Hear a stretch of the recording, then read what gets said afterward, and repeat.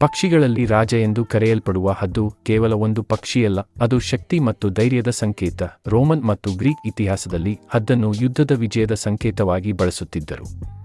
ಭಾರತೀಯ ಸಂಸ್ಕೃತಿಯಲ್ಲಿ ಗರುಡನನ್ನು ವಿಷ್ಣುವಿನ ವಾಹನವೆಂದು ಪೂಜಿಸಲಾಗುತ್ತದೆ. ಹದ್ದುಗಳಿಗೆ ಮನುಷ್ಯರಿಗಿಂತ 5 ಪಟ್ಟು ಹೆಚ್ಚು ತೀಕ್ಷ್ಣವಾದ ಕಣ್ಣುಗಳಿವೆ.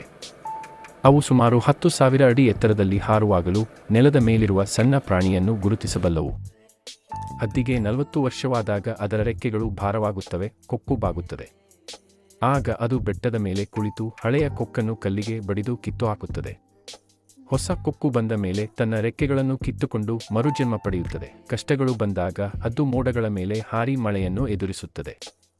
ನಾವು ಕೂಡ ಕಷ್ಟಗಳಿಗೆ ಹೆದರದೆ ಹದ್ದಿನಂತೆ ಎತ್ತರಕ್ಕೆ ಬೆಳೆಯಬೇಕು.